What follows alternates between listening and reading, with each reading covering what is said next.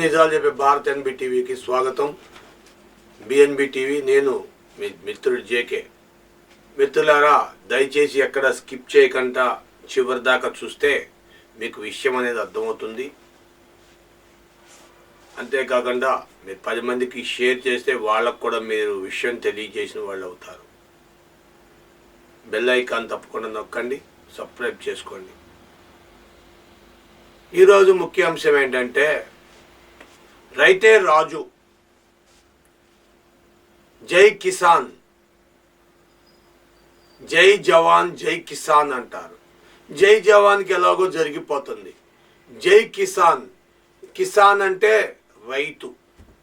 మరి మోడీ ఏమో డబ్బులు వేస్తున్నా అంటున్నాడు, రైతుకి బ్యాంకు రుణమాఫీ ఇస్తుందంటుంది, బ్యాంకుల్లో అప్పులు తీసుకుంటే 2 లక్షల వరకు వడ్డీలు లేవంటుంది, ఓ పక్క బంగారం తాకట్టు పెడితే వడ్డీ లేదంటుంది రైతులకి. నామం మాత్రపు చర్యలే. ఉల్లిపాయ ఏమో అలా పెరిగిపోతుంది, తాడి చెట్టు పెరిగినట్టు ఉల్లిపాయ పెరిగిపోతుంది. టమాటానేమో షేర్ మార్కెట్ పడిపోయినట్టుగా టమాటా పడిపోతుంది. టమాటా పడిపోతుంది, ఉల్లిపాయ రేటు అయిపోతుంది. ఉల్లిపాయ మహారాష్ట్ర, టమాటా ఆంధ్ర. మహారాష్ట్రలో మాట్లాడకుండా ఉల్లిపాయ రేటు పెంచేస్తున్నారు.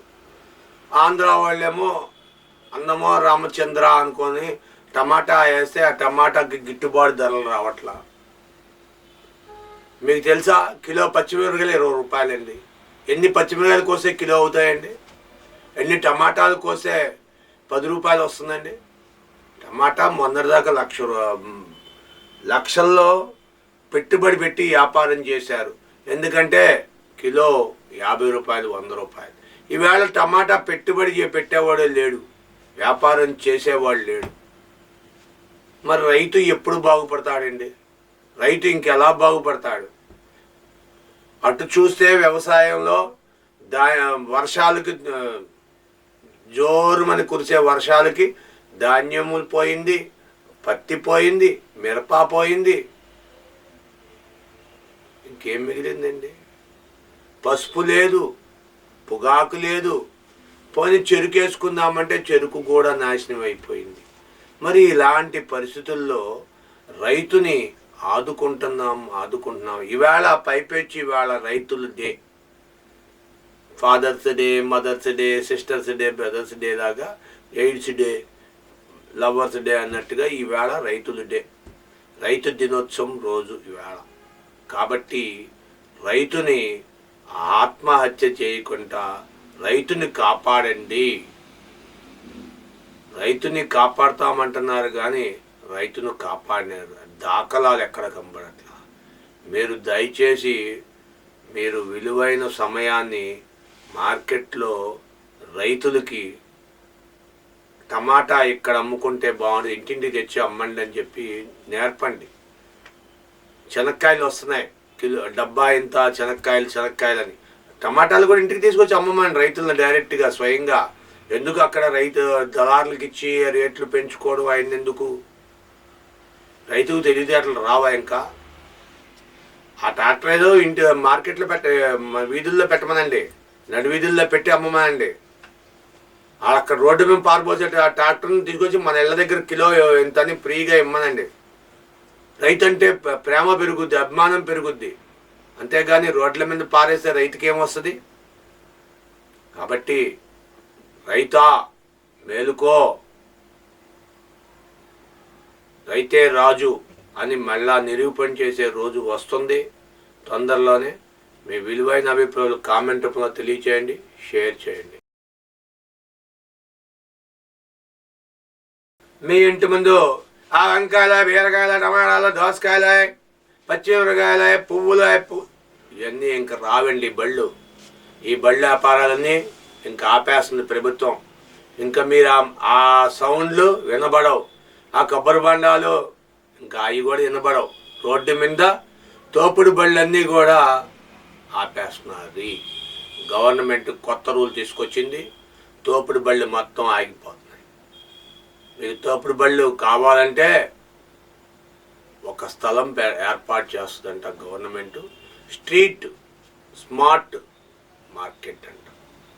ఇంకా వాళ్ళందరికీ పేర్లన్నీ తీసుకొని 18 సంవత్సరాలు పైబడిన వాళ్ళందరికీ పేర్లు తీసుకొని లిస్టప్ చేసి వాళ్ళ లిస్టులో అందరికీ ఒక్కొక్క ఏరియాకి ఇంతమంది అని సెలెక్ట్ చేసుకొని ఆ ఏరియాలో వాళ్ళందరికీ ఒక ఐడి కార్డులు ఇచ్చి వాళ్ళకి పెట్టుబడులు కూడా పెడుతుంది గవర్నమెంట్.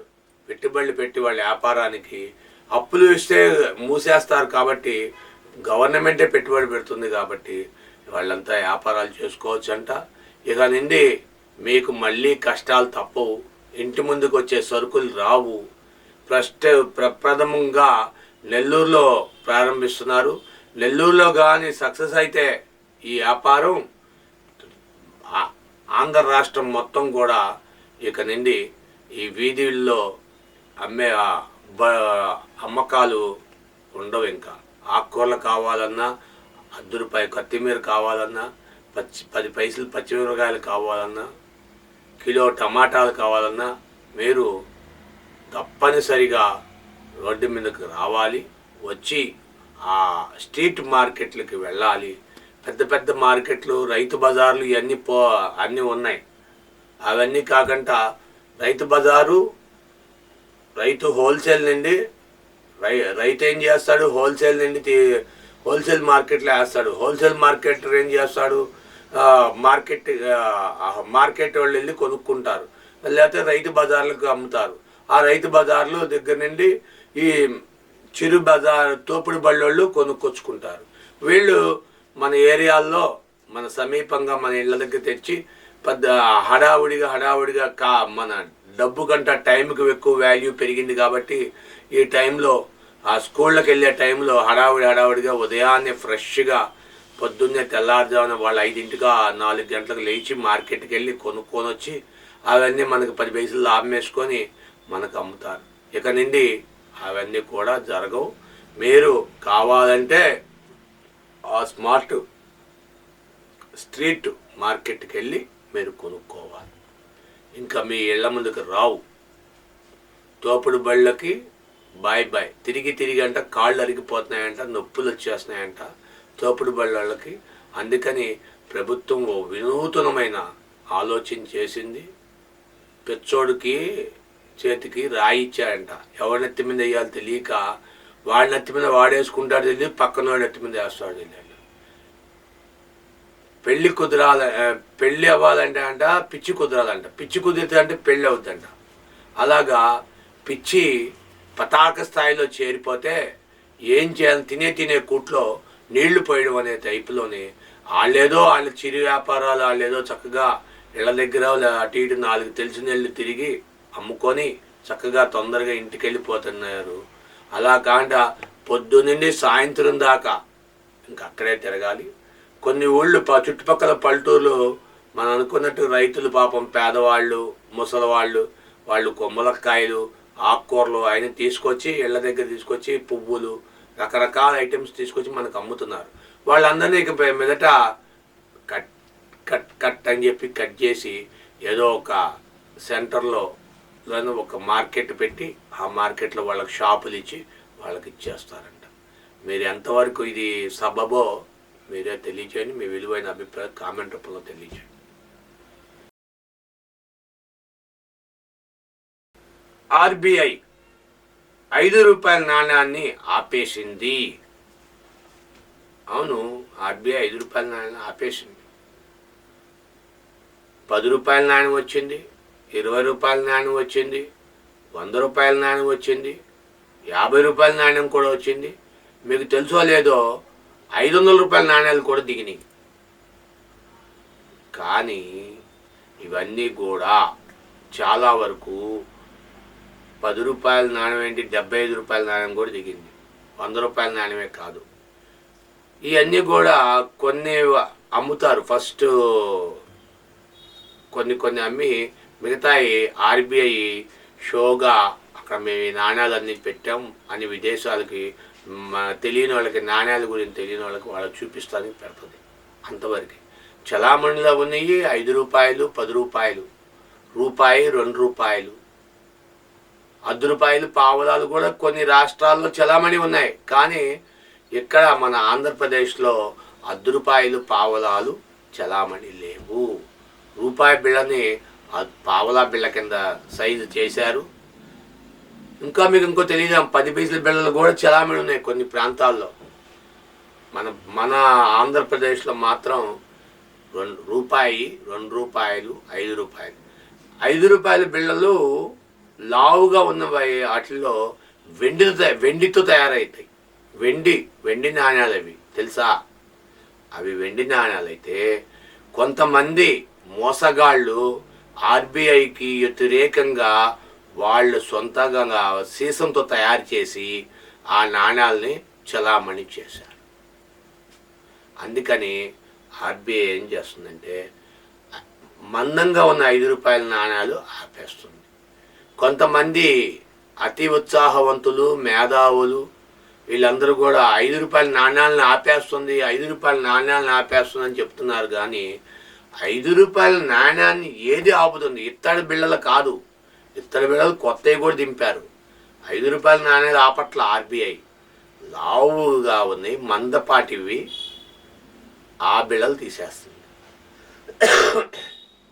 క్షమించాలి, లావు బిళ్ళలు, మందం బిళ్ళలు ఆపేస్తుంది. అంతేగాని 5 రూపాయల బిళ్ళలు ఆపట్ల. చాలామందికి ఉన్న యథార్థాన్ని చెప్పడం చేత కాదో తెలియదు, ఏం చేయాలో తెలియదు. అబద్ధాలు చెప్పి ప్రజలను మోసం చేస్తున్నారు.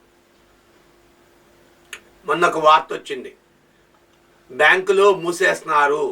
బ్యాంకులు మూసేస్తే మీ ఎఫ్డీలు ఏమవుతాయి, మీ అమౌంట్లు ఏమవుతాయి? బ్యాంకులు అప్పులు ఎక్కువ ఇచ్చి వసూళ్లు చేయలేక తిరిగి ఆ వసూళ్లు చేయలేని బ్యాంకులు మూసేస్తే ఆ బ్యాంక్ ఏమవుద్ది? వేరే బ్యాంకులో విలీనం అవుద్ది. ఆ విలీనం అయినప్పుడు ఆ అమౌంట్ అక్కడికి వెళ్తుంది. అంతేగాని మీ డబ్బులు పోతాయి తప్పుడు ప్రచారాలు చేసి జనాల్ని తప్పుదారిలో తీసుకెళ్ళడం తప్పితే, తాగినోడికి తల్లి తెలుసు, చెల్లి తెలుసు, అక్క తెలుసు, పెళ్ళాం తెలుసు, కానీ పక్కింటి ఆడమ్మాయి మాత్రం తెలీదు. దాన్ని వెళ్ళి ఏడిపిస్తూ ఉంటాడు. వీడి పిల్లల్ని ఎవడు ఏడిపించకూడదు, వీడి భార్యను కానీ వీడి పిల్లలను కానీ. అదే తరహాలో తప్పుడు సమాచారాన్ని ప్రజలకి రుద్దొద్దు. చేతనైతే నిజాన్ని చెప్పండి, చేత కాకపోతే నోరు మూసుకొని కూర్చోండి. అంతేగాని నిజాన్ని మభ్యపెట్టి మీ యొక్క రేటింగ్ని పెంచుకోవడం కోసం మీరు అబద్ధాలని ప్రజలకు రుద్దొద్దని చెప్పి నేను చెప్తున్నాను. చాలామంది ప్రముఖ జర్నలిస్టులు చెప్తున్నారు అబద్ధాలు చెప్పొద్దు, నిజాలే చెప్పండి అని. అందుకనే నిత్య నిజం అనే విషయాన్ని నేను చెప్తున్నాను. నేను నిజాలే చెప్తున్నాను. దయచేసి మీ విలువైన అభిప్రాయాలు కామెంట్ రూపంలో తెలియజేసి షేర్ చేసి పబ్లిక్లో మీరు మరింత మేధావులుగా మీ విషయాన్ని చదివి మా విషయాన్ని మీరు తెలియజేయండి 10 మందికి. తద్వారా మీ తెలివితేటలు పెరుగుతాయి. Thank you for watching our channel. Thank you.